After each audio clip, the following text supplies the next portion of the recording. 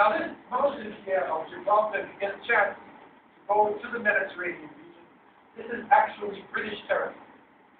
So when you're in Gibraltar itself, you need a British visa. And then if you go over a little bit, then you need a Spanish visa. And what is interesting about this mountain here, and I say this because I heard that there was a lot of monkeys here before. Now, the British, for some reason, they cultured baboons on this mountain.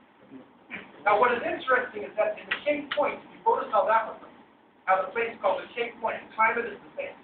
And there are baboons running around in the Cape as well. And so they cultured the baboons, and they had some suspicion that as long as the baboons are alive, they would stay in power. So whenever the baboons start to die, they break war. And the Straits of Gibraltar became a very important place in World War II. This is one of the key strategic points because it's right at the Strait from the Mediterranean leading into the Atlantic. Okay? But for us, the important point is in 711, this is the time when Tariq opened it up. Tariq continued on. Later in 712, Musa bin Nusayr rahimahullah, he joined Tariq. He came from another side. And they opened up the country. The whole of Spain and Portugal opened up until they reached the north by the Pyrenees Mountains. This is the border between Spain and France. They reached all the way to the Pyrenees. Everywhere they went, the people opened up their doors. Because the people had a Unitarian belief in their hearts. They had Tawheed. They wanted to believe in one God, and they opened up their doors, and everywhere they went, the people entered into Islam in large numbers. And they actually intended to cross the Pyrenees and to go all the way across Europe and open up the whole continent until they reached back into Damascus and Syria. If they had done that, history would have been very much different now. But by the will of Allah subhanahu wa ta'ala, they stopped at that point. Consolidated.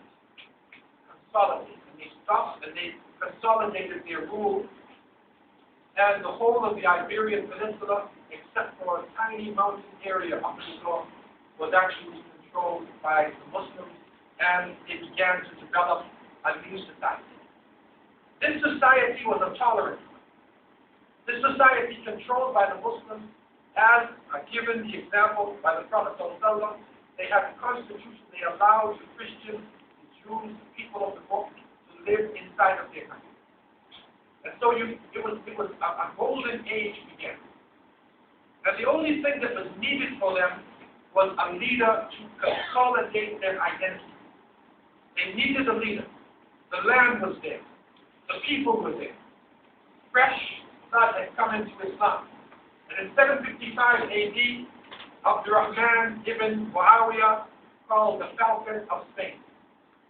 Abdurrahman came from a major struggle, those of you who are in Islamic history, between the Umayyads and the Abbasids. He was the last of the Umayyad dynasty. And because Islam had spread into this region under the rule of the Umayyads, the people in this area accepted that rule as the leadership of Islam. And so Abdurrahman had a very strong personality. He made his way from Syria across into this region, and he united the country, and he ruled the country for 32 years. And he made the city of Cordoba, that you would say Cordoba. He made it his capital. And he actually, and this is an interesting point, when he came to the cathedral, this is the shot of the actual cathedral in Cordoba today. And when he came to this cathedral, Muslims began to pray in the area. Christians also prayed. The Christians were not thrown out of their church. When the numbers became large, the Christians then offered the cathedral and Muslims purchased it for 100,000 dinars. It was a lot of money. They purchased it and they built the Grand Mosque of Cordoba, which was the largest house of worship of any religion in the whole of Western Europe. It became one of the grand mosques actually in the whole world. And Abdurrahman and his people came after him, his successors, they developed Cordoba. And it was an interesting point. Remember when the century turned to the year 2000, and everybody was worried about the bugs that would go on with numbers and computers, everything like that. A study was done. It came out in one of the big magazines. And they said, this is now, we are at the 1,000-year break. What happens in the year 1,000? This is 2,000. What happens in the year 1,000? At that time, they brought it in the magazine that from the largest 10 cities in the world, they reported that 6 of these cities were actually capitals of the sun.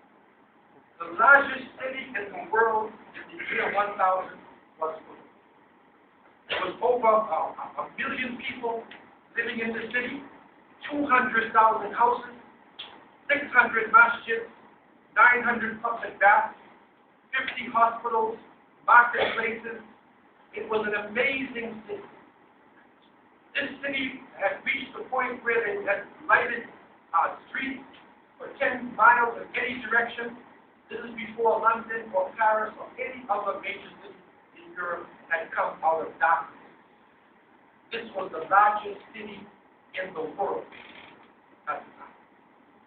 And so they were able to make a major achievement.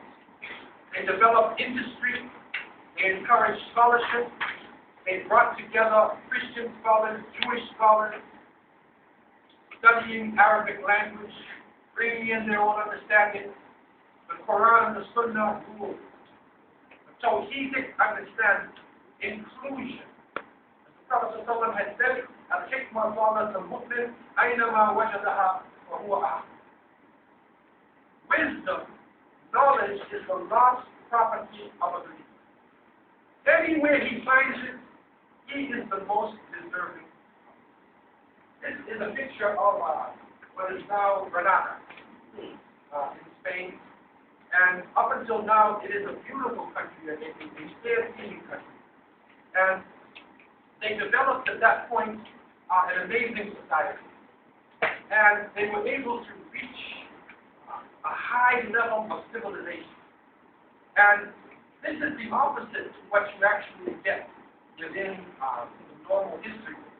History books will tell you this was the Dark Age, as though the lights went up. But actually it was the Golden Age. And it was during this time, not only in Cordoba, but in Cairo, in Baghdad, in many parts around the Muslim world, that we were able to actually gather the knowledge of the whole planet and put it into a modern form. And so, the Muslims in this area introduced a number of new issues, or a number of new ideas into Europe. You'll be surprised to know that before this time, in Europe, they were counting in Roman numerals. And if you get the Roman numerals, you have to string them together across. And so they brought the concept of zero. 1, 2, 3, 4, 5. Multiplication, algebra, trigonometry, calculus, the scientific method, the law of medicine, optics, psychology, zoology.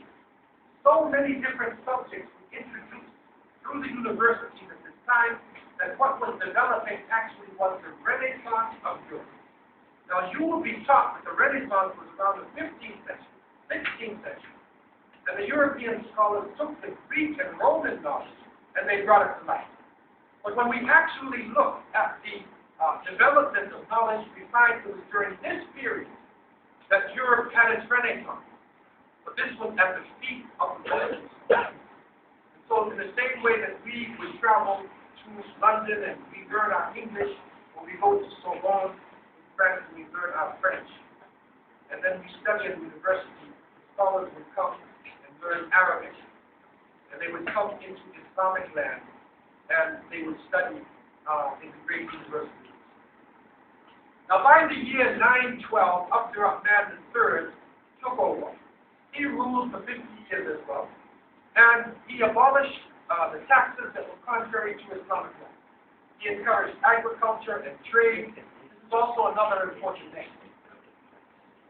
After he had secured the country again, he began a project called Medina al-Zahra. Now, this is the lightest station out in Greece. This was a little bit outside of Cordoba. And this city was actually built to be the grandest complex on the face of the planet. And so he began this Medina al-Zahra, and it was considered to be one of the wonders of the world at that point in time. In 976, Muhammad ibn Amir, known